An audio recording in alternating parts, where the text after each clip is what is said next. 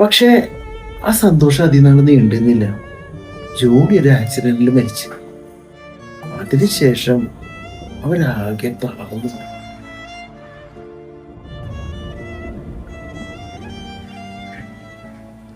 പിന്നീട് ആ അമ്മേനെ മകളെ ആരും കണ്ടിട്ടില്ല. പോലീസുകാരും നാട്ടുകാരും ഒരുപാട് അന്വേഷിച്ച് ഒരു ഫലവും ഉണ്ടായില്ല. ഇപ്പൊ നീ എന്തായാലും സമാധാനമായിട്ട് പോയി കിടന്നു. നമുക്ക് നാളെ അന്വേഷിക്കാം.